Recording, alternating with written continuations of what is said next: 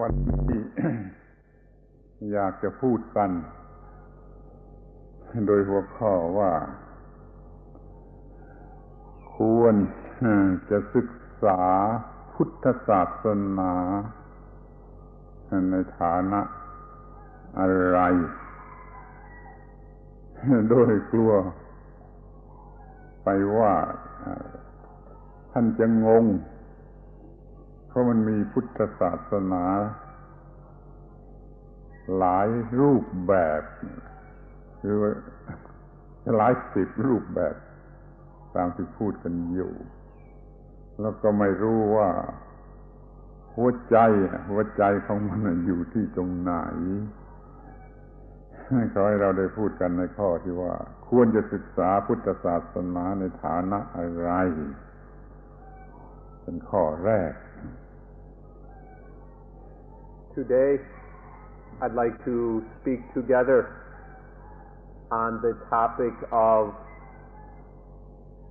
what aspect of Buddhism ought we to study? What approach to Buddhism should we take in our studies? I'd like to discuss this because now there are dozens of different kinds of Buddhism in different forms, different various cultural traditions which are circulating around in the world today. And for us to get to the essence or heart of Buddhism, we need to know which direction or what attitude to take towards the Buddhist teachings. And for this reason today, we will speak on the topic of what aspect of Buddhism should we study.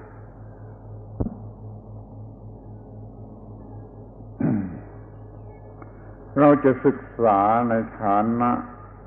ที่เป็น ศาสนาก็ได้ศึกษาในฐานะที่เป็นวัฒนธรรมก็ได้ศึกษาในฐานะที่เป็นศิลปะแห่งชีวิตก็ได้แม้ที่สุดแต่จะศึกษาอย่าง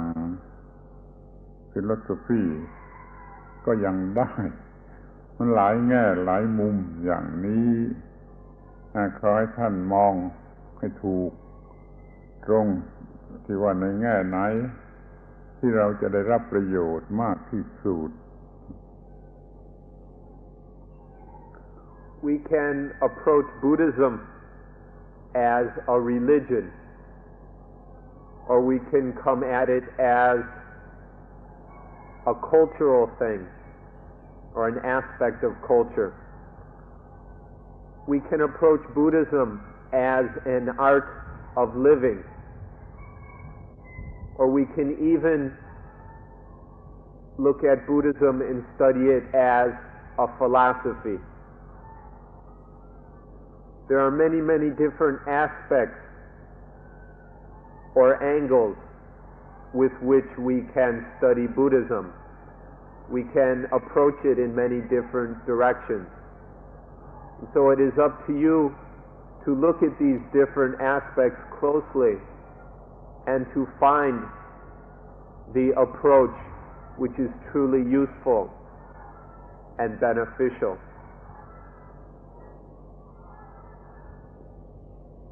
ดังนั้น เราจะทำความเข้าใจกันในแง่ต่างๆนั่นน่ะพอสมควรให้เข้าใจทุกแง่พอสมควรเราจะเลือกเอาว่าจะเอาแง่ไหนเป็นสิ่งที่จะได้รับประโยชน์มากที่สุด For this reason, we'll discuss some of these different aspects of Buddhism, some of the different positions we can take in respect to Buddhism, so that we have some understanding of these different aspects. once we have developed this understanding, then it will be possible for us to choose the aspect of Buddhism or the approach to Buddhism that is most beneficial, most healthy, and most useful. ในข้อแรกถ้าเราจะศึกษาในฐานะเป็นศาสนาเราก็ต้องรู้ว่าพุทธศาสนาเป็นศาสนาชนิดที่อาศัยหลักธรรมชาติวิวัฒนาการของธรรมชาติคือพูดกันง่ายๆก็ว่ามันมีสองฝ่ายหนึ่งถือว่าพระเจ้าสร้างไม่ใช่ธรรมชาติเป็นประเภท creationist อีกฝ่ายหนึ่งถือว่าเป็นไปตามกฎเกณฑ์ของธรรมชาติไม่ต้องมีพระเจ้าสร้างถ้าอย่างนี้แล้วพุทธศาสนาก็อยู่ในประเภทหลังคือประเภท evolutionist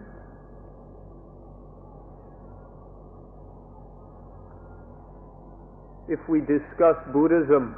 as a religion, we can say that Buddhism is a religion that is based in natural principles. The teachings of Buddhism all depend on what we can call natural evolution. In general, religions can be broken up into two groups. The first group are religions that hold that there is some sort of God who is a creator, that everything is created. And so this is a religion that we could call creationist.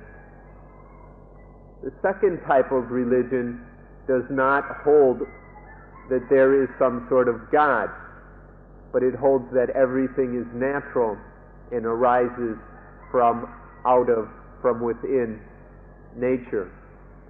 And this second kind of religion can be called evolutionist. So there are creationist religions and evolutionist religions, and Buddhism belongs to the second category. Buddhism is a religion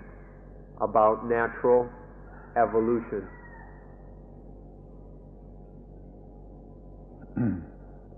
ดังนั้นเราก็เตรียมตัวสำหรับจะศึกษากฎของธรรมชาติเพื่อจะปฏิบัติให้ถูกต้องตามกฎของธรรมชาติแล้วก็ขจัดปัญหาหรือความทุกข์ออกไป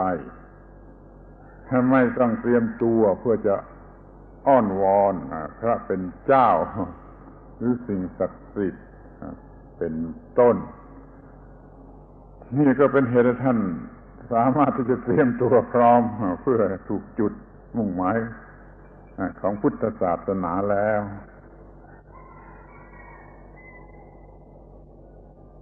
So then thus we prepare ourselves to study nature, the law of nature, and then our way of living that follows from that law of nature in order to avoid and prevent the problems of life. In Buddhism, we approach life from this direction. We study the law of nature and learn how to live in accordance with it. When we do so, there is no need for us to do something such as worship a god or worship and pray to any holy or sacred thing. In Buddhism, this kind of practice is unnecessary.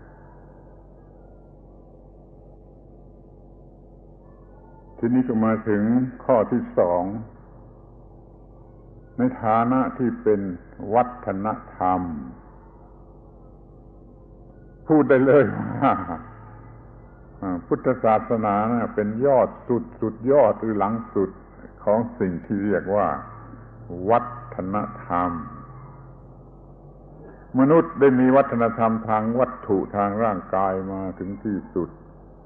แล้วก็มีวัฒนธรรมในทางจิตโดยเฉพาะเนี่ยจนถึงที่สุดแล้วก็มีวัฒนธรรมทางสติปัญญาความรู้ที่ถูกต้องมาหลายระดับจนกระทั่งมีสิ่งสูงสุดมี universal soul เป็นต้นพุทธศาสนามาหลังเขาสุดมาบอกว่าไม่มีสิ่งชนิดนั้นไม่มีอะไรที่เป็นโซลเป็นอัตตาหรือเป็นพระเจ้าหรือว่าเป็นโซลที่เป็นนิรันดรถ้าจงมองดูว่ามันหลังสุดหรือยอดสุดซึ่งจะมีคำสอนอะไรให้สูงไปกว่านั้นมิได้แล้วจึงถือว่าเป็นยอดสุดของวัฒนธรรม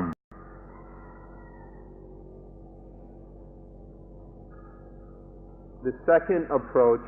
is Buddhism as culture. In the history of the human species, which stretches over the last 8 or 10,000 years, we have seen a lot of development in progress on the physical level, in man's dealing with the environment, and also man's development of our own bodies. There is also a development which in progress in terms of the mind, of the intellect, and we've witnessed a great many changes in this area as well. And further, there is a third line of development which has been happening throughout the history of mankind. And this we can call the progress of or evolution of sati panya, mindfulness and wisdom, which is the understanding of the fundamental truth of life. These three lines of development have been carrying on throughout our history and have developed to a certain degree. The highest that these had developed to before the Buddha's time, especially in the third way, was the belief or understanding that there was a universal soul, that all was one. And so there was the idea of a universal soul. This was the highest belief that existed. But then Buddhism came along as the pinnacle of this cultural development, especially in the area of mindfulness and wisdom. It's the most recent development in this line. And what Buddhism said is even that universal soul, which everybody thought was the highest thing, Buddhism says there's no such thing. In all of this life, all this world, there is no such thing as a soul, as an individual self, any kind of eternal, permanent God. None of these things exist. And so in this way, Buddhism has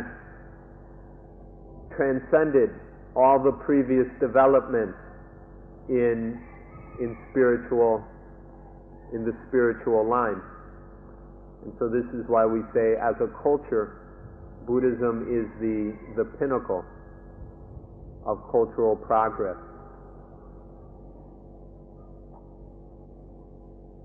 Mm-hmm. ทีนี้ข้อ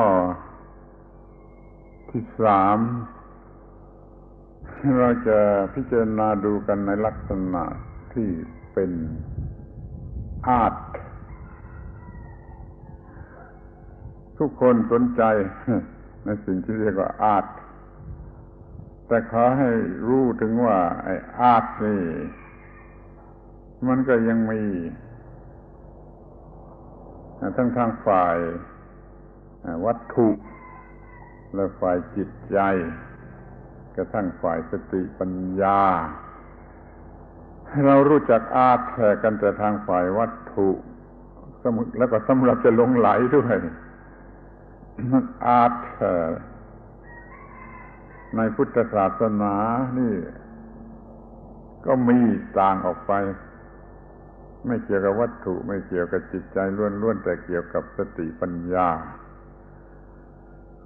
คือวิธีการที่งดงามที่สุดวิธีการที่งดงามที่สุดที่น่าอัศจรรย์ด้วยน่าประหลาดน่าอัศจรรย์ด้วยในการที่จะเอาความทุกข์ออกไปเสียจากชีวิตอาร์ตในการที่จะเอาความทุกข์ออกไปเสียจากชีวิตอย่างงดงามที่สุดอย่างนี้เรียกว่า Buddhist art ไม่เกี่ยวกับวัตถุ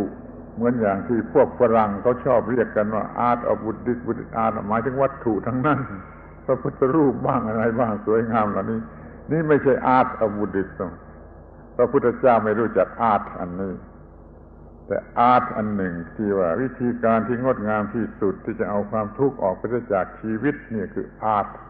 Buddhist art ต่อให้รู้จัก Buddhist art ในลักษณะอย่างนี้ด้วย Now we come to the third approach to Buddhism, which is Buddhism as art. As we just mentioned with culture, we can see in Buddhism as art that there are three lines or three levels. The first is the physical material level. The second is the purely mental level. And the third is the level of sati panya, mindfulness and wisdom. In Buddhism as art, there is a very beautiful and exquisite development which has nothing to do with material things, nor is it related to purely mental things such as deep levels of concentration or abstract reasoning. But it exists on this third level. True Buddhist art is a very beautiful and exquisite development in which the most efficient and skillful techniques available, or arts or skills, have been developed in order to free life from the thing we call dukkha. Dukkha we can translate as pain, suffering, dissatisfaction, frustration, grief, anguish. Buddhism as art is the very beautiful means by which we remove all this dukkha, all the pain, all these problems and dissatisfactions from life. And so this is the meaning of Buddhism as art. Now, if you were to go to the library or a bookstore and find a book on Buddhist art, it would probably be a very confused thing that is only talking about sculpture or Buddhist architecture, various buildings, Buddha images, paintings, and things like this. This is a very low and crude understanding of Buddhist art, and it misses the entire point. The real beauty, the real skillfulness in Buddhism is not on this material level, but it is in the line of mindfulness and wisdom, which is developed in a very exquisite and marvelous way, so that there is no dukkha in life. ถ้าท่านชอบสิ่งที่เรียกว่าอาร์ตสนใจสิ่งที่เรียกว่าอาร์ตก็ได้เหมือนกันขอให้เข้าใจถึงตัวจุดแท้จริงของสิ่งที่เรียกว่า Buddhist art วิธีที่จะเอาความทุกข์หรือกิเลสหรือความไม่รู้ความโง่ออกไปจากจิตใจก็จะเป็น Buddhist art งดงามมากมีความงดงามมากกว่าอาร์ตภายนอกต่างๆแล้วก็ขอบอกว่าเป็นการล่วงหน้านะว่าท่านทำวิปัสสนาถูกต้องสำเร็จประโยชน์นั่นแหละเป็นตัวอาร์ตที่ท่านจะได้รับและท่านก็จะเป็นอาร์ติสต์ที่ทางจิตทางวิญญาณที่งดงามน่าดูน่าเลื่อมใสในการที่จะดึงเอาความทุกข์ออกไปจากชีวิตกิเลสออกไปจากชีวิตความโง่ออกไปจากชีวิตทั้งงดงามทั้งน่าอัศจรรย์จะอาศัยหลักเกณฑ์ของอาร์ตอย่างนี้ก็ได้เหมือนกัน There are probably many of you who are artistic or have an artistic bent. And for those of you who do, we encourage you then to pursue this Buddhism as art on the highest and most profound level. Don't settle for a purely material Buddhist art, but come to understand and explore the supreme and most highly developed Buddhist art, which is an artistic, skillful means by which suffering and pain or mental defilements such as greed, anger, confusion, fear, and worry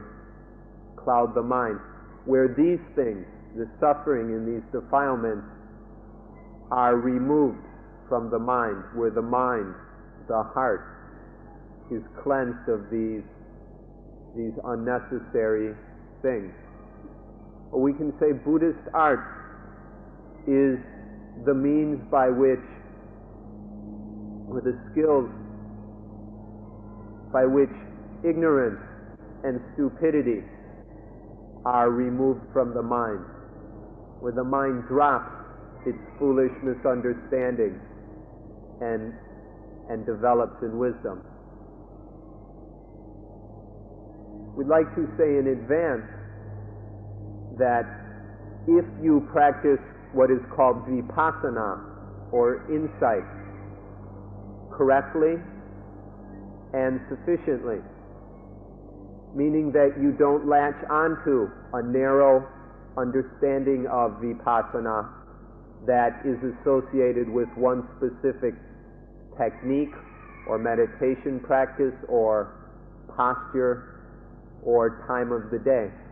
But if you have a thorough and complete understanding of vipassana and then practice that adequately, then that will be Buddhist art, because that correct vipassana or insight will be the means by which life is freed of dukkha. Through vipassana, life is no longer clouded and disturbed by the defilements of greed, anger, worry, hatred, fear, possessiveness, and selfishness. And lastly, by vipassana, all ignorance will be destroyed, so that life is lived purely on the level of satipanya, mindfulness, and wisdom.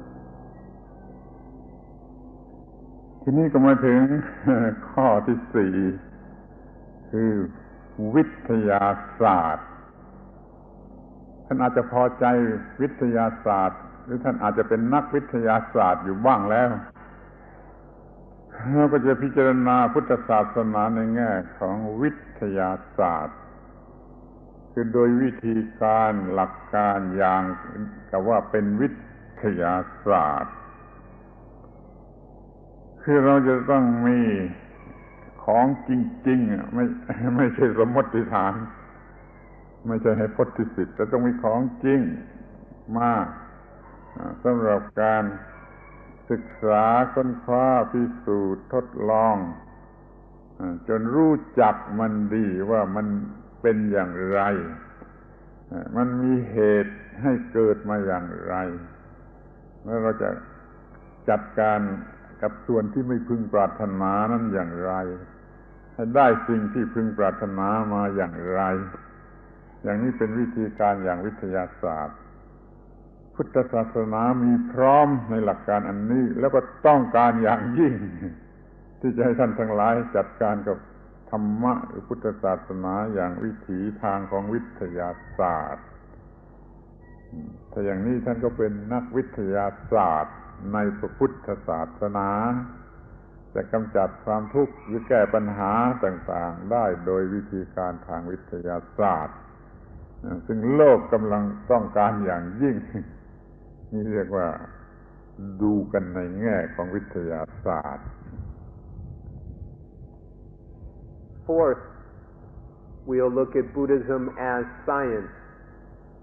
Science, of course, is something very, very important in the modern world. And many of you may actually be scientists of one sort or another, having studied some field of science in your educational past. We'd like to point out to you that Buddhism is a complete science, and that it is something completely and truly scientific. It follows from and is based in scientific principles. What we mean by this is that we take something real that genuinely exists. We don't, say, for instance, work with a hypothesis. We don't deal with abstract things that exist only in our imaginings. But we take real things which are arising in life and study those. We study them and experiment with them until we develop the knowledge of what that thing is, what it is like, until we know that thing completely. We will know the cause that brings that thing into existence. We will understand what there is about that thing which is undesirable, which is unnecessary and destructive. And then we will know the way or means for removing that destructive aspect of whatever thing it is we are studying. So Buddhism is a science, and it exists on these four basic scientific principles by which we study the reality of things rather than our ideas and theories about them. And so in this way, by following this approach, each of you can become a Buddhist scientist by following Buddhism as a science. This is something that is greatly needed in the world today. We need to use science in this truly scientific way, which is Buddhism.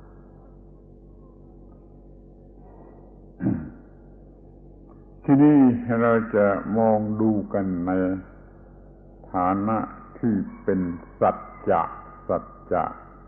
คือ truth เป็นปรมัตถสัจจะของธรรมชาติ ultimate truth of nature ที่จะเรียกว่า truth เราจะศึกษากันในฐานะที่เป็น truth แล้วก็ลงที่ธรรมชาติเราได้วิธีศึกษาหรือผลของการศึกษาออกมาเป็น4อย่างคือเรื่องของธรรมชาติเรื่องของกฎของธรรมชาติเรื่องของหน้าที่ตามกฎของธรรมชาติและเรื่องผลที่ได้รับจากหน้าที่การปฏิบัติหน้าที่ ถ้าเป็นอย่างนี้แล้วครบหมดเลยไม่มีอะไรเหลือ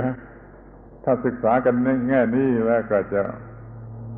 หมดทั้งพุทธศาสนาเลยไม่มีอะไรเหลือขอให้ท่าน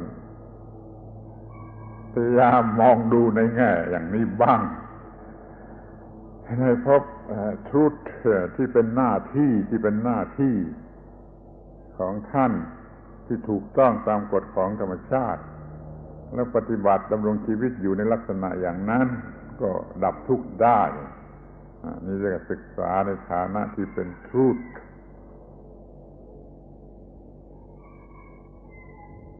Fifth, we can study Buddhism as truth,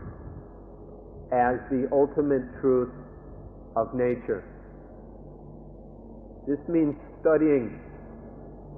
until we come to four levels or four basic facts. The first is the fact of nature itself, the clear seeing and understanding of this thing we call nature, which includes everything. The second is the law of this nature. There is a fundamental principle that governs all of nature. Third, there is the duty of living and practicing in accordance with that law. This is the duty of all natural things, or all natural phenomena. And fourth is the result that arises through that practice according to the law of nature.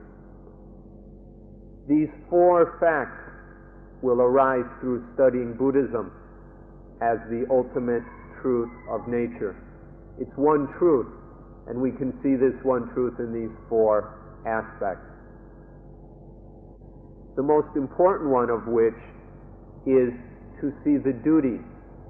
that each of us has in relationship to the law of nature. By fully understanding this fact and living our lives accordingly, by practicing in harmony with the law of nature, that will give rise to the most desirable fruit or goal that there is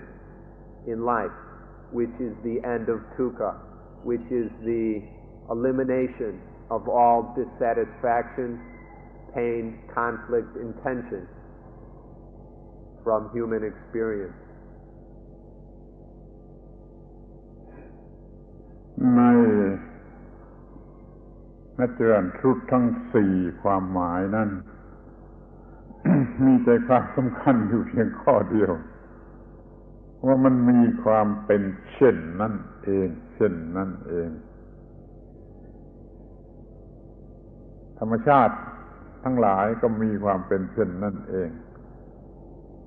ตามแบบของธรรมชาติกฎของธรรมชาติมันก็มีความเป็นเช่นนั่นเองในฐานะกฎของธรรมชาติหน้าที่ตามกฎของธรรมชาติก็มีความเป็นเช่นนั่นเองเห็นความเป็นเช่นนั่นเองคือเห็นว่าหน้าที่เป็นสิ่งที่ต้องทำแน่ๆและต้องทำให้ถูกต้องตามกฎของธรรมชาติด้วยถ้าทำแล้วจะเกิดผลตรงตามเหตุเสมอทีนี้ถ้าข้อสุดท้ายว่ามีผลจากการทำหน้าที่มันก็มีความเป็นเช่นนั่นเองไม่เป็นอย่างอื่นอยู่ในสิ่งที่เป็นผลถ้าเราเห็นความเป็นเช่นนั่นเองแล้วเราเพียงแต่จัดการให้ถูกต้องตามที่ควรจะจัดจะทำไม่ต้องมี attachment ในส่วนใดๆในสิ่งใดๆและจิตใจก็จะเป็นอิสระไม่มีความทุกข์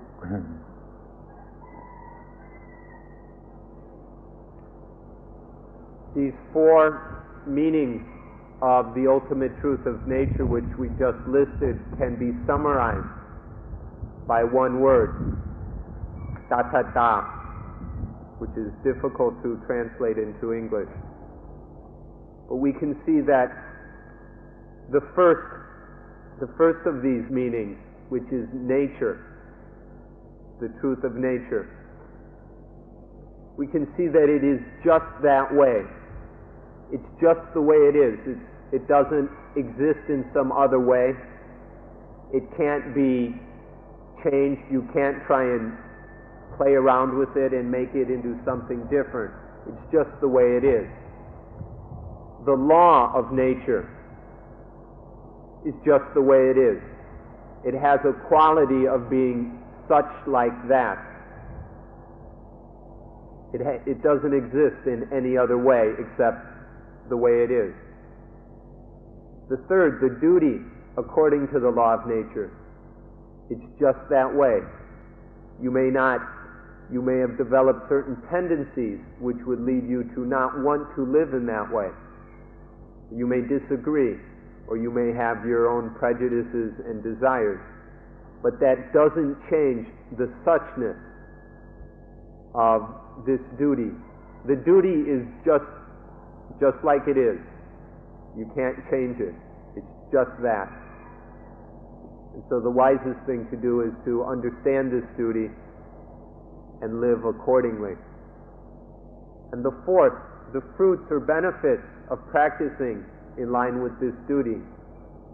This fruit is just what it is. It's nothing else and nothing different. It's the fruit that just arises from practicing according to the law, or the duty according to the law of nature. So, tathata, suchness, or thusness, is the summary of all these four meanings. Things are just the way they are. When the mind grasps, when the mind understands this suchness, the quality of things being the way they are and not being in some other way. They exist as they do, not according to our desires. When the mind finally understands this and adjusts itself to this reality, then the mind is free of all pain, all dissatisfaction, all suffering, and all dukkha, merely by fully comprehending the fact of suchness, of tathata.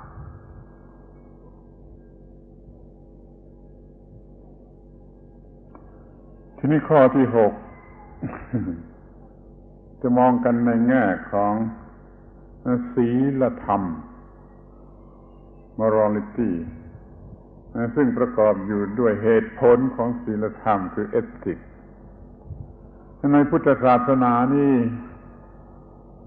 มีครบและเป็นความมุ่งหมายพื้นฐานทั่วไปที่จะต้องใช้หลักพระพุทธศาสนาคือว่าในสังคมโลกนี่มันต้องการความไม่เห็นแก่ตัวความเห็นแก่ตัวเป็นสิ่งเลวร้ายอันตรายที่สุดเราต้องการความไม่เห็นแก่ตัวพุทธศาสนามีหลักศีลธรรมสอนความไม่เห็นแก่ตัวเห็นทุกคนเป็นเพื่อนเกิดแก่เจ็บตายที่ถ้าว่าเรารู้หลักพุทธศาสนาถึงที่สุดคือเรื่องสุญญตาเป็นต้นความไม่เห็นแก่ตัวก็จะเกิดขึ้นเองอย่างเพียงพอก็เป็นพื้นฐานเพียงพอที่จะให้คนในโลกไม่เห็นแก่ตัวแล้วก็โลกนี้ก็อยู่กันด้วยความผาสุกอย่างยิ่งเนี่ยในแง่ของศีลธรรมมีความหมายลึกอย่างนี้เอาปรมัตถธรรมที่กล่าวแล้วมาเป็นรากฐานของศีลธรรมเกิดความไม่เห็นแก่ตัวให้อยู่กันอย่างมีความสุขที่สุดอย่างนี้เรียกว่าในแง่ของศีลธรรม The next approach to Buddhism is Buddhism as morality. Buddhism as morality is a basic foundation for all spiritual practice. This moral level, which has the ethical structure of intellectual structure behind it, is a basic foundation. This approach to Buddhism is a means by which we can live together without selfishness. All societies will recognize that selfishness is a destructive tendency, and if this selfishness is allowed to get out of hand, it will destroy the society as well as the individual members of that society. And so morality is a way of controlling this selfishness and eventually eliminating it in order that we can live together. We do so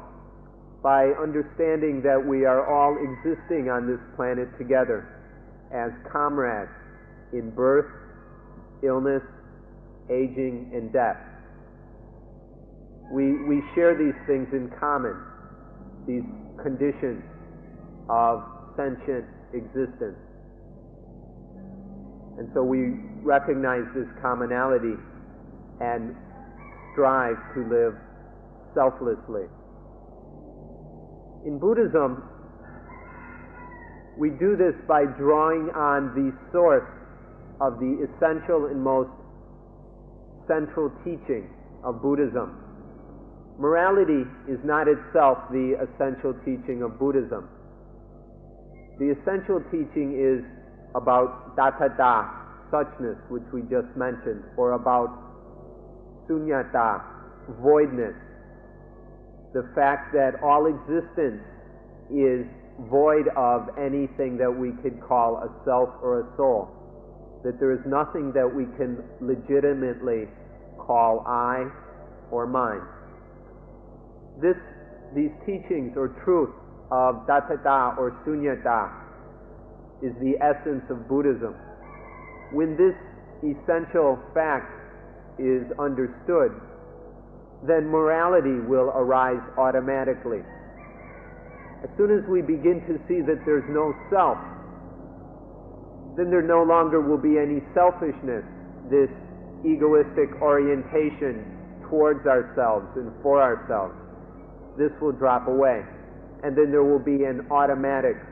morality.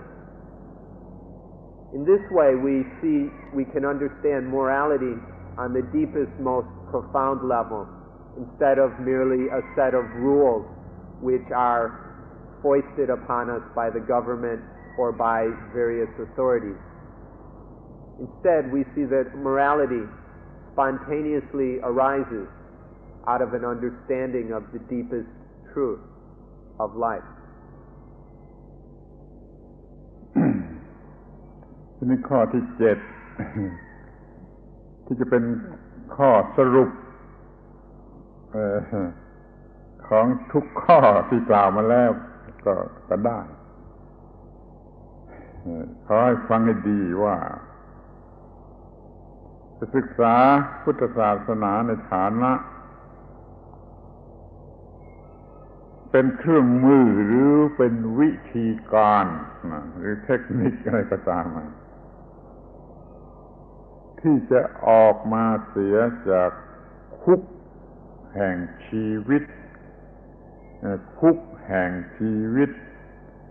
ซึ่งเราทุกคนกำลังติดอยู่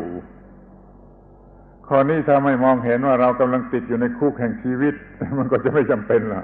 จะไม่มีประโยชน์อะไรก็ได้เดี๋ยวนี้เรามีการติดคุกของชีวิตนั่นเองเรายึดมั่นถือมั่นในตัวชีวิตแล้วเราก็ต้องกระทำไปทุกอย่างตามที่มันต้องการเดี๋ยวยินดีเดี๋ยวยินร้ายบางทีไม่อยากจะทำก็ต้องทำนี่เรียกว่ามันมีกิเลสนะมีกิเลสความไม่รู้หรืออวิชชาเป็นคุกแห่งชีวิตขังเราเอาไว้ในที่นั้นเราก็ตกอยู่ใต้อำนาจของอวิชชาเราก็ต้องหมุนอยู่ในนั้นหมุนอยู่ในนั้นอย่างที่เรียกว่าเป็นวัฏฏะมีกิเลสแล้วก็ทำกรรมตามกิเลสได้ผลตามกรรมก็ย้อนไปมีกิเลสอีกนี่หมุนอยู่ในคุกนี่ข้อนี้ถ้าท่านเข้าใจได้จะเป็นการดีอย่างยิ่งถ้ารู้จักว่าชีวิตนี่มันติดคุกของชีวิตนั่นเอง พุทธศาสนาจะช่วยดึงออกมาปลดเรื่องออกมาให้หลุดพ้น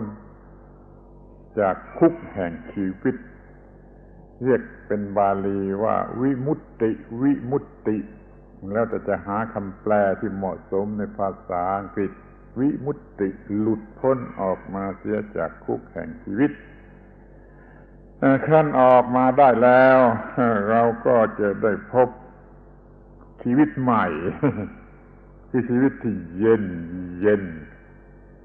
คำว่าเย็นนี่ภาษาบาลีว่านิพพานเราจะมีชีวิตอย่างเย็นชีวิตเย็นเป็นนิพพานออกมาเสียจากคุกแห่งชีวิตร้อนแล้วมาเป็นมีชีวิตเย็นเป็นนิพพานนี่เป็นความมุ่งหมายแท้จริงของทั้งหมดขอศึกษาพุทธศาสนาในฐานะเป็นเครื่องมือเครื่องช่วยให้หลุดจากคุกร้อน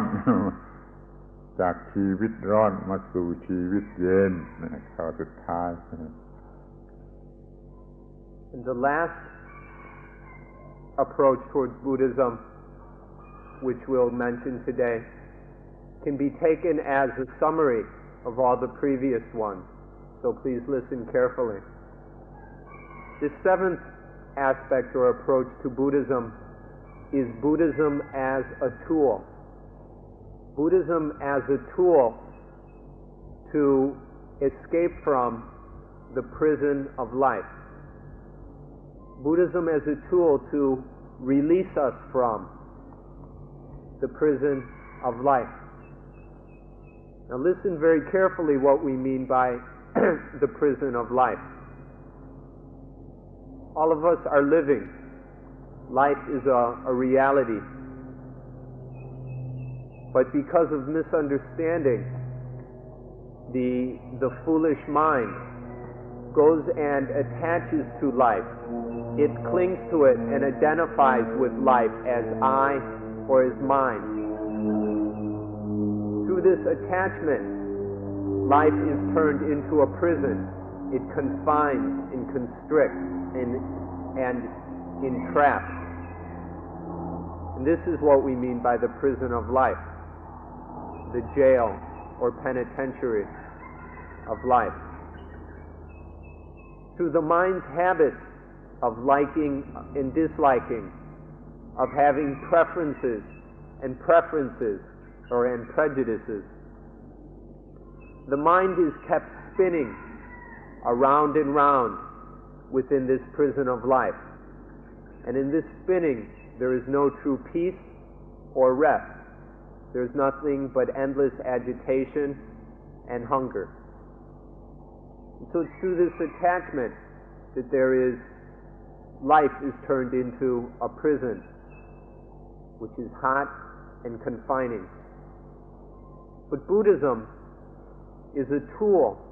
by which we can escape from this prison. It's a tool that will release us from the prison of life. So this is the meaning, this last meaning of Buddhism. By using this tool, we escape out of that hot, cramped prison and are freed into what we can call new life. This escape is in the Pali language which the Buddha used, is called vimutti, which we can translate as emancipation or liberation. So Buddhism is a tool for liberation, to liberate the mind from the prison of life. Or we can say to free life from the prison of life. And this life that has been freed is then called new life. It's still life, but it's a new kind of life, which is very cool. A synonym for this new life is coolness, and the word the Buddha used is nibbana. The Buddha said the ultimate goal of life is nibbana, the state of coolness. When life is trapped within that prison, it's very tense and agitated. Things are very hot and cramped and crowded. Very uncomfortable in that prison. But through emancipation, through the liberation of the mind, then there is coolness, and the mind dwells in a very cool, airy, spacious, free condition. So Buddhism, as the tool for the emancipation from the prison of life, is this seventh aspect which we will look at today. เมื่อชีวิตนี้ ประกอบอยู่ด้วยอวิชชาความไม่รู้สิ่งที่ควรจะรู้นะเมื่อชีวิตนี้ประกอบไปด้วยอวิชชาชีวิตนี้ก็จะเป็นคุกแก่ตัวเองเป็นคุกของชีวิตเองเป็นคุกแก่ตัวมันเอง แล้วก็ถ้าเมื่อทำให้มีวิชามีความรู้ที่ถูกต้องมันก็จะทำลายคุกของมันเองทำลายคุกของมันเองให้หมดไปเป็นชีวิตที่หลุดพ้นออกมาได้ให้เป็นอิสระแล้วก็พบชีวิตอิสระที่นี่ข้อที่ศาสนาอื่นเขาสอนว่าชีวิตอิสระต้องตายแล้วไปอยู่กับพระเจ้าไปอยู่กับโลกอื่นอย่างอื่นที่อื่นหลังจากตายแล้วจึงจะเรียกว่าหลุดพ้นเรียกอย่างนั้นว่าหลุดพ้นพุทธศาสนาไม่มีอย่างนั้นไม่มีอย่างนั้นคือมีอยู่ที่จิตนี่ถ้าจิตมันไม่รู้มันก็เป็นการทรมานตัวเองอยู่ในคุก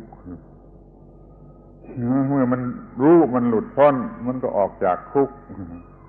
หลุดจากคุกก็ที่นี่ในชีวิตนี้อยู่เป็นสุขในโลกใหม่ก็ที่นี่และเดี๋ยวนี้นั่นขอให้รู้จักหลักพระพุทธศาสนาที่เรียกว่าอากาลิโกทำเมื่อไรก็มีผลเมื่อนั้นทำเมื่อไรก็มีผลเมื่อนั้นไม่จำกัดเวลาว่าต่อตายแล้วหรือว่าต่อที่นั่นต่ออย่างนู้นอันนี้ไม่มีคอยรู้จักคุกของชีวิตที่นี่แล้วทำลายคุกของชีวิตที่นี่แล้วก็อยู่เป็นสุขในชีวิตใหม่ที่นี่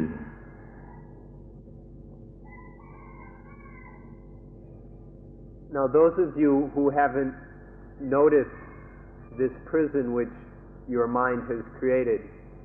you won't appreciate Buddhism as a tool for being released from that prison. If you haven't noticed this prison in which you trap yourself, then you won't be interested in escaping from it. But if you begin to realize the existence of this jail which you have built for yourself, then you will see how ignorant, how not knowing the things that we must know. From the absence of this essential knowledge, which, let me point out, doesn't mean we have to know everything. We just have to know certain essential things. Through lacking this essential knowledge, we build a prison for ourselves. We entrap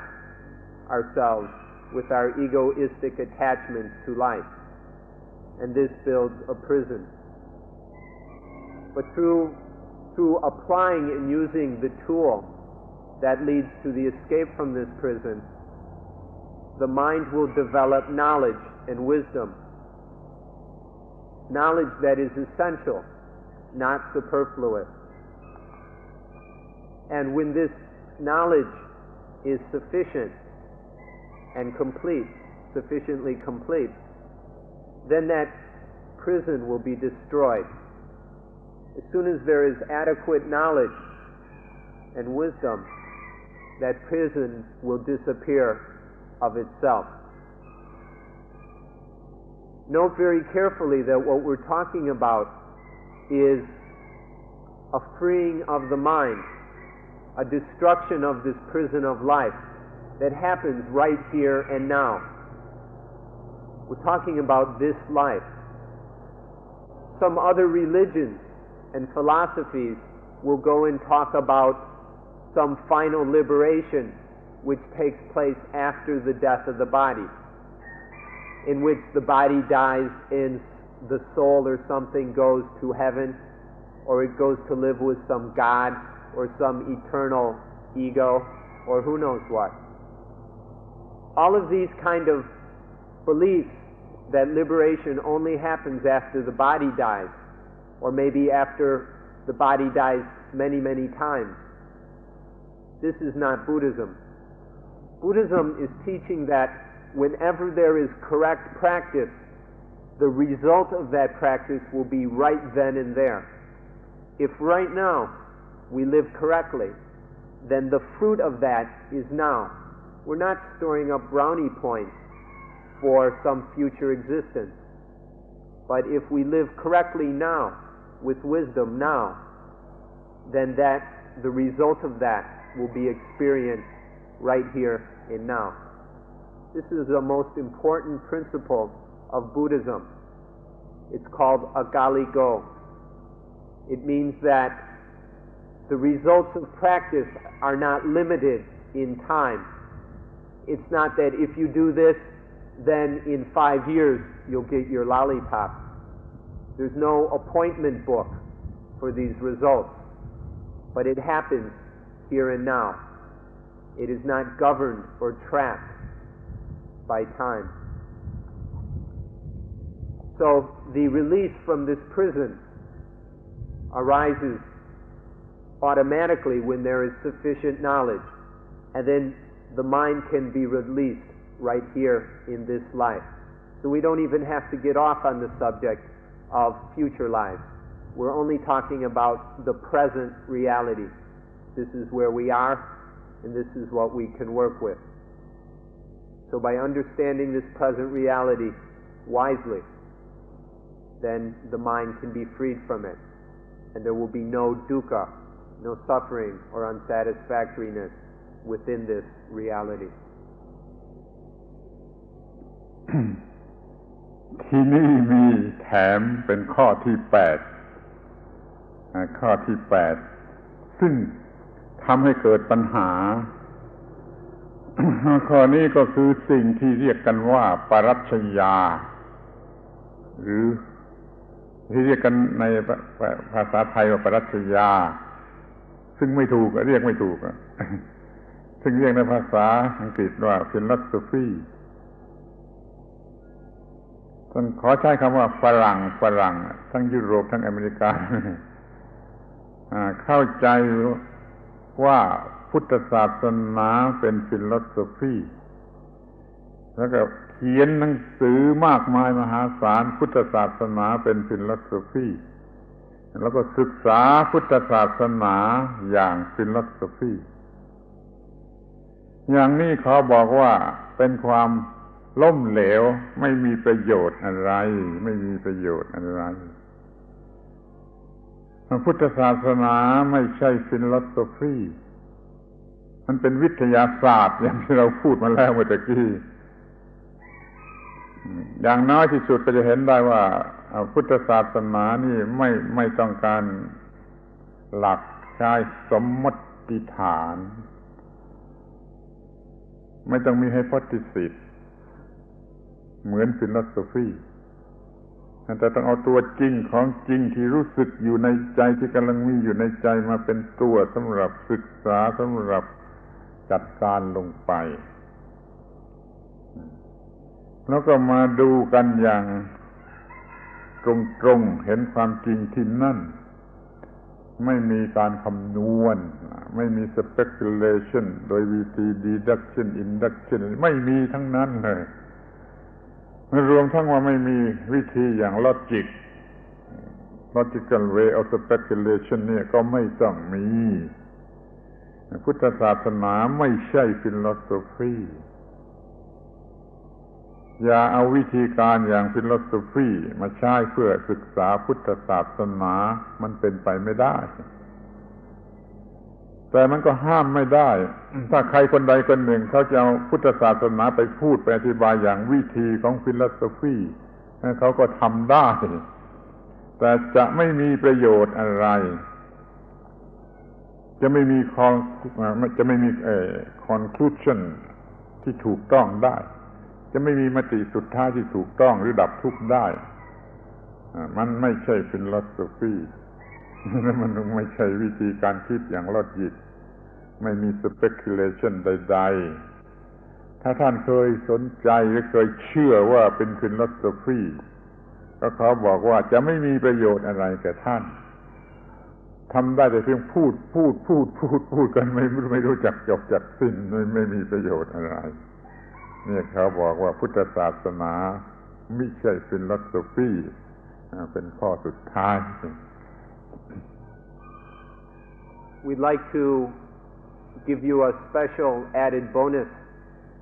which is number 8. Because we're worried that you might have a little misunderstanding. This is regarding the difference between Buddhism as a philosophy and Buddhism as a science. We've already talked about how Buddhism is a science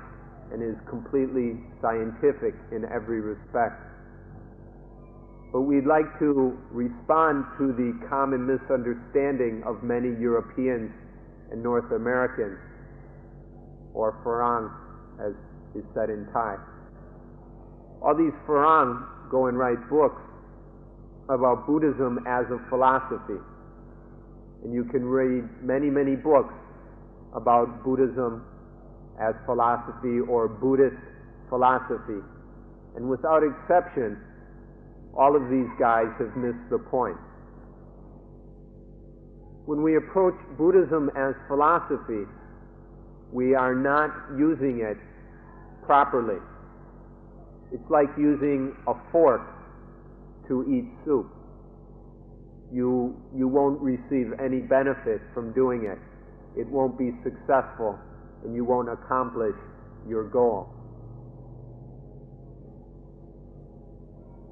This word philosophy originally meant the love of wisdom, and if we understood that properly in its original sense, then that might have some relevance to Buddhism. But nowadays, philosophy, which is limited to speculative, logical thinking, this kind of thing is not what Buddhism is about. In philosophy, philosophers deal with concepts, and they get into minute discussions of terms and relationships between terms and all that kind of stuff. This is not what Buddhism is about. As we mentioned, Buddhism is interested in reality, real things, not in abstract concepts. And so Buddhism will work with reality as it exists and study that. This doesn't involve any hypotheses. We don't have to do any guesswork. We don't make estimations or guesstimations or any of this. Just watch reality. Learn from reality. This is what Buddhism is about.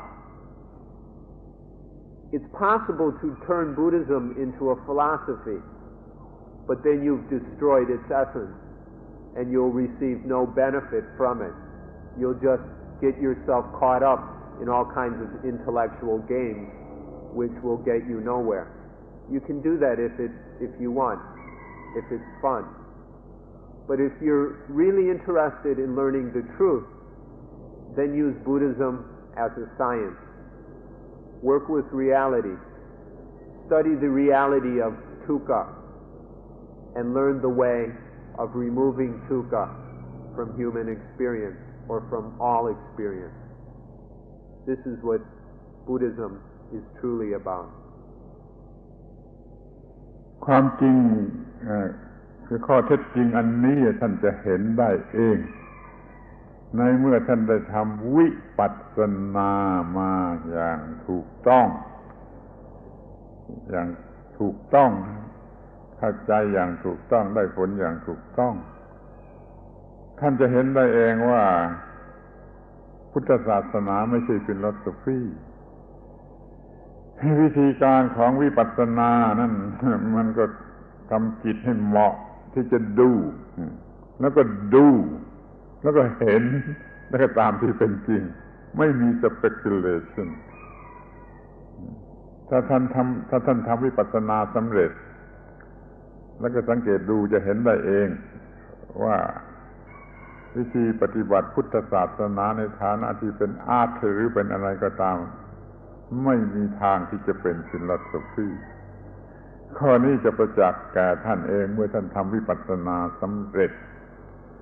ขอให้ท่านพยายามทำวิปัสสนาให้ถูกต้อ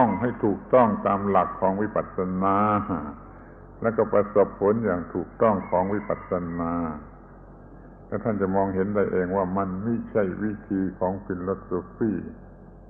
ไม่ใช่เป็นรูปแบบฟิโลโซฟีขอให้เข้าใจไว้เพื่อเป็นเครื่องรับประกันว่ามันจะไม่เชออกไปนอกทาง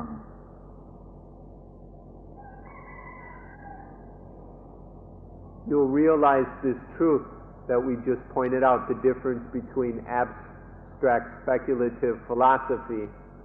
and experimental science. You'll see the difference very clearly when you correctly practice vipassana. Let us emphasize this word correctly. If you're doing something that you may call vipassana, but it's incorrect, then it won't do you a whole lot of good. You may get addicted to it or something, but it won't do you much good. But if you practice vipassana correctly, according to the principles of vipassana, then you will realize this truth. The basic principle of vipassana, which you ought to know, is that the mind is prepared or made ready to look. And then that mind which is appropriate, which is prepared and ready, then it looks. It looks at reality. It observes reality. And it just keeps looking and watching and observing until it sees. This seeing is vipassana. First the mind is prepared, then it looks,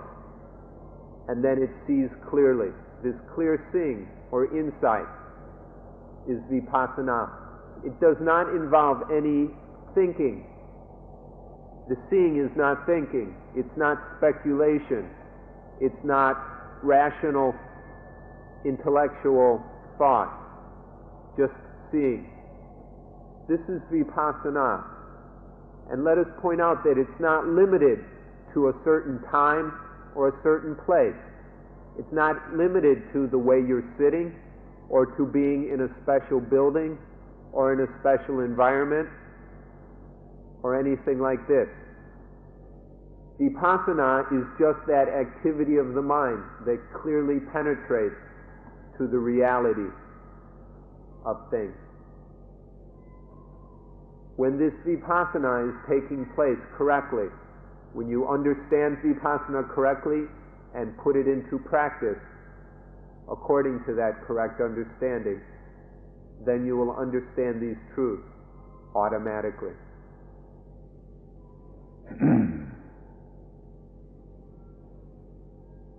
ทีนี้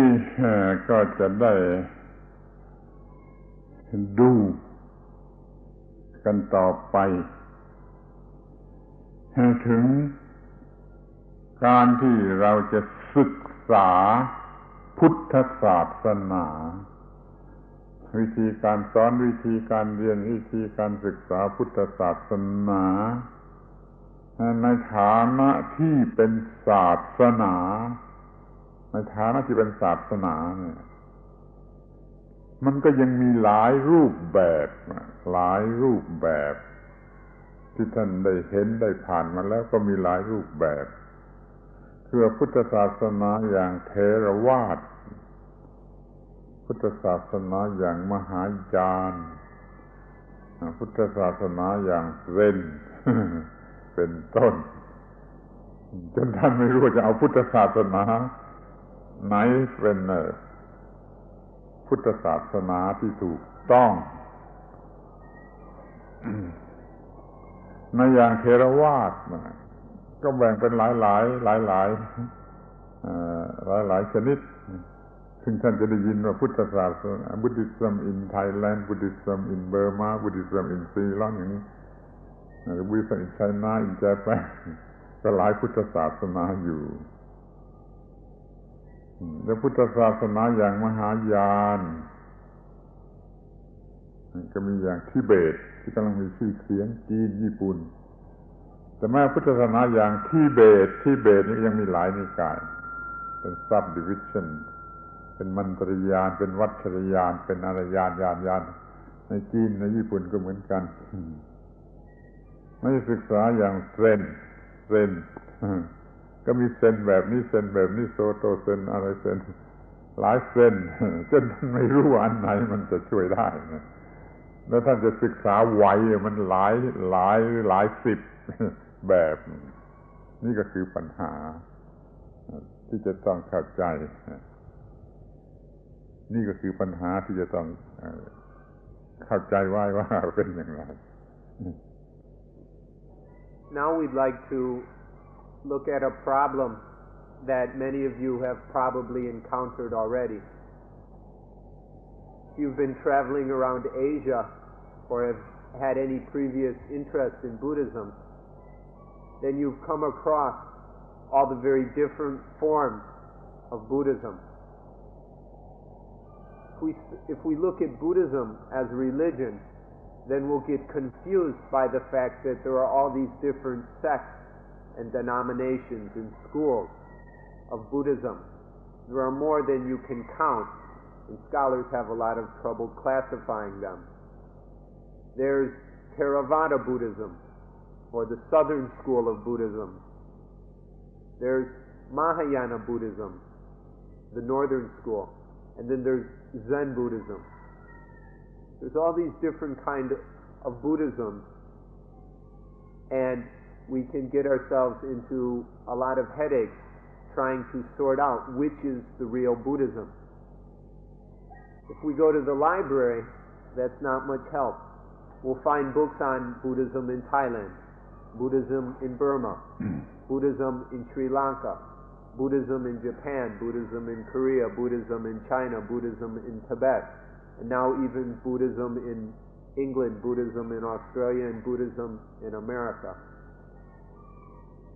You probably won't have time to read all these books, let alone make any sense out of them. Because even if you take Buddhism in, say, Tibet,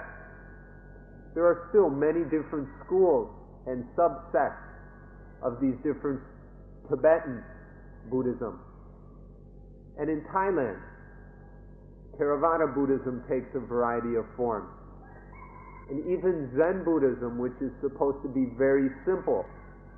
there's still Soto Zen and Rinzai Zen and who knows how many others. So this is a problem we have to look at. What are we going to do with all these different kinds of Buddhism? Do we have to study them all and learn them all, as some poor unfortunate scholars are trying to do? Is this necessary? This is a problem we must consider. เราพูดได้เลยว่า ที่มันแตกต่างแปลกกันนั้นมันเป็นเพียงเปลือกนอกเปลือกข้างนอกแต่ถ้าข้างในที่เป็นเนื้อแท้เป็นเอสเซนส์จะเป็นยิสจะเป็นอะไรจริงๆแล้วมันเหมือนกัน คือถ้าเป็นพุทธศาสนาที่แท้จริงแล้ว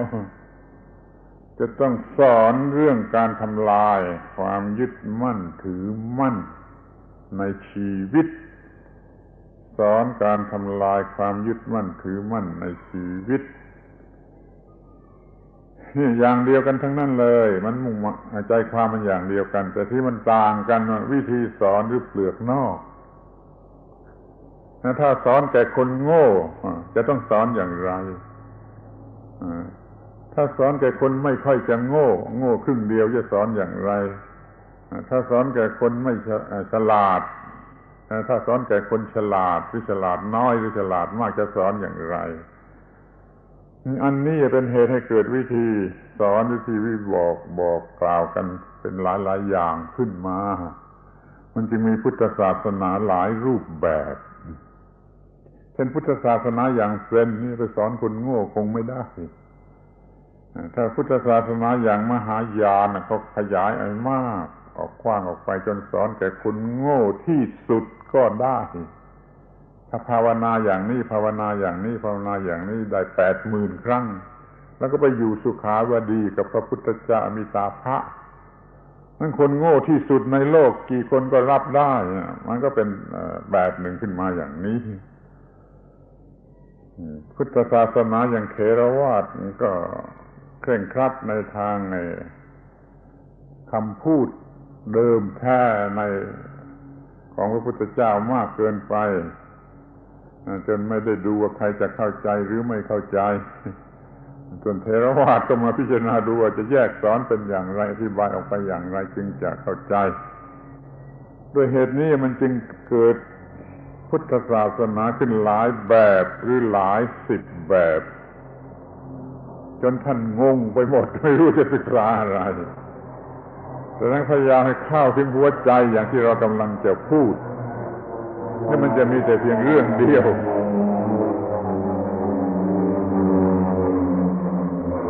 มันจะมีแต่เพียงเรื่องเดียวที่ทำลายความยึดมั่นถือมั่นว่าตัวตน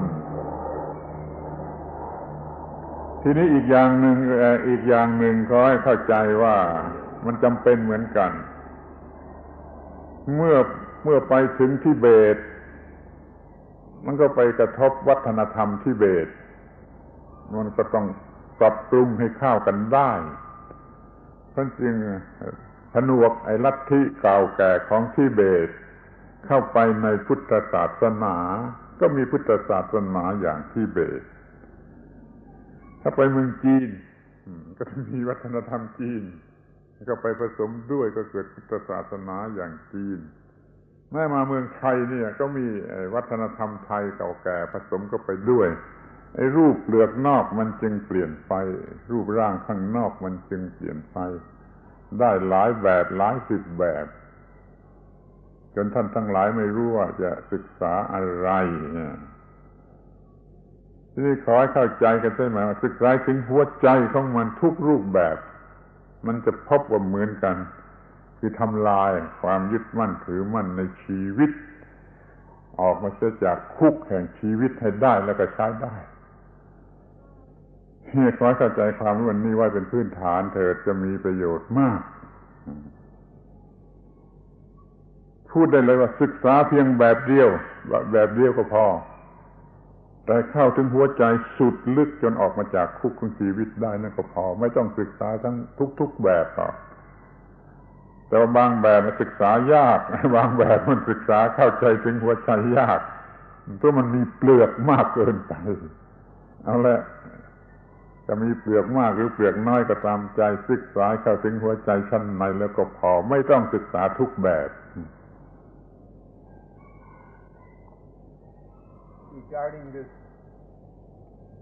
Regarding this problem of all these different forms and schools of Buddhism, we'd like to give you a bit of advice. We'd like to point out that in all these different schools, there is a superficial surface level, the skin of Buddhism,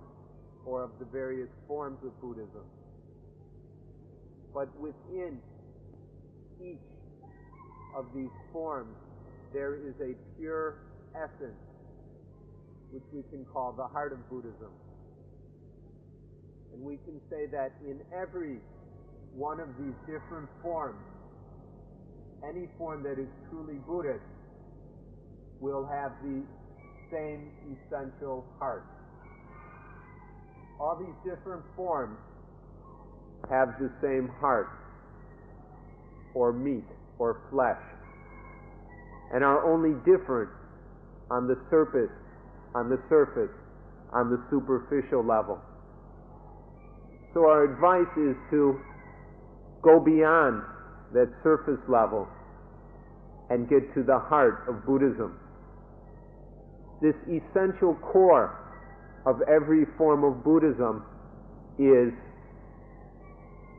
to destroy all attachment in life, to destroy all clinging toward life. Every school or form or sect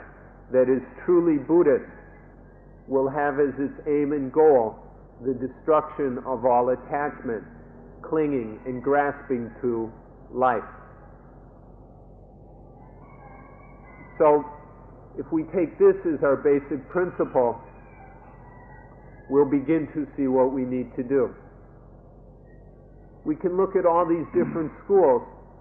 and see that some of them have a very thin skin, where on others the skin is very, very thick. This is in response to the various abilities of sentient beings, of human beings. Some people cannot deal very easily with the essence of Buddhism, and so they need to work their way through an elaborate series of steps which make up the skin or superficial level of that form of Buddhism. So in some cases we have a form of Buddhism which is only for very, very intelligent people. For example, the purer forms of Zen Buddhism demand that somebody be quite intelligent and sharp. Foolish, ignorant people have no chance of understanding the pure forms of Zen Buddhism. They just can't make any sense out of it. There are other forms of Buddhism which are more approachable for people of average intellect. And then there are some forms of Buddhism which anybody, no matter how stupid and foolish, can comprehend. And so we find some examples of teachings where if you repeat some phrase 80,000 times, then you will go to live in the Pure Land or the Western realm of bliss or something like this. Some very, very simple things that anybody can understand. So you'll find all these different forms of Buddhism responding to the different levels of understanding of people. But all of these different forms, if they are truly Buddhist, will have at them the same essential core: destroying all attachment in life, destroying all clinging to life. This is the basic core. In some forms, to get to that core, you have to work through a lot of skin. And it may be very, very difficult to get to the essence of Buddhism because there's so much superficial stuff. And there are other schools or forms of Buddhism where the superficial level is not very big. It's not very important. And it's quite easy to get to the essence, to the heart of Buddhism. So we'd like to advise you that you don't have to go and study every form of Buddhism. That'll take you a lot of time, and you'll probably never get to the essence of Buddhism. You'll just be stuck in the various superficial differences between the different schools. We'd like to advise you that if you just take one form of Buddhism, which you are sure leads to this essential core, the destruction of all attachment in life. And then just use that one school or form to actually penetrate to the heart of Buddhism and realize it. That's enough. You don't have to spend your time on all these different forms of Buddhism. Just choose one form which you can understand and which you can understand how this form will get and penetrate to the heart of Buddhism, and then practice that form until you get, until the mind realizes the heart of Buddhism. This is the advice we'd like to leave you with, so you can save time and be as efficient as possible in studying Buddhism. We don't know how much time we have, so we have to use the time we do have as wisely as possible. ในที่สุดนี้ สรุปความได้ว่าท่านจะศึกษาพุทธศาสนาโดยวิธีใดก็ได้จะโดยวิธีอย่างศาสนาโดยวิธีอย่างวัฒนธรรมโดยวิธีอย่างอาร์ตโดยวิธีอย่างวิทยาศาสตร์โดยวิธีอย่างทฤษฎีของธรรมชาติโดยวิธีอย่างศีลธรรมหรือสังคมวิทยาsocial science ก็ได้แต่ขอให้เข้าถึงจุด ที่มันออกจากคุกของชีวิตได้ใช้ได้ทั้งนั้นหรือว่าท่านจะไม่ต้องศึกษาพุทธศาสนาในทุกรูปแบบในทุกรูปแบบที่มีอยู่ในโลกเวลานี้ไม่ต้องศึกษาทุกรูปแบบศึกษารูปแบบใดก็ได้ให้ทะลุเปลือกพ้นเปลือกพ้นเปลือกพ้นเปลือกเข้าไปถึงหัวใจแล้วมันก็จะพบสิ่งเดียวกันหมดแหละคือมันออกจากคุกแห่งชีวิตได้ใครถึงจุดที่ว่าออกมาจากคุกแห่งชีวิตได้เป็นชีวิตอิสระแล้วก็ใช้ได้นี่วิธีศึกษานี่ศึกษาอย่างวิปัสสนาเตรียมจิตใจพร้อมที่จะดูแล้วก็เห็นก็เปลี่ยนแปลงในทางชีวิตมันก็พบชีวิตใหม่ในวันนี้ก็ขอยุติการบรรยายไว้เพียงเท่านี้ Finally, we'd like to summarize today's talk by saying that you can approach Buddhism from any of these different angles which we've mentioned. You can take Buddhism as a religion, Buddhism as culture, Buddhism as art, Buddhism as science, Buddhism as the ultimate truth of nature, Buddhism as morality, Buddhism as social science. You can use whichever aspect you want, but just make sure that this aspect that you use will result in your freedom from the prison of life. The aspect that is used isn't important. What matters is that in the end, not in some future life, but here in this life, that there is the realization, there is the fruit of being liberated from the prison of life. Don't get caught up in the form. Don't attach to the form, but realize the essence which is being released from the prison of life. So even all these different schools of Buddhism, Zen Buddhism, Thai Buddhism, Sri Lankan Buddhism, you don't have to, it's not the form that matters. It's realizing the essence, the heart of Buddhism. being released from the prison of life. So use a form, whatever form suits you, but make sure that you don't get tangled up in the form,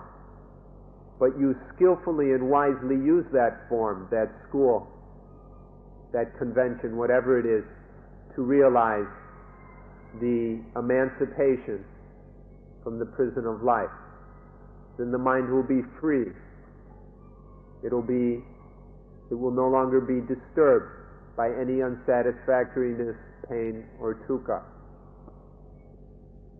This is the heart and core of all Buddhism, no matter what superficial form it may take. We hope that you will all be successful in penetrating and fully realizing the escape from the prison of life.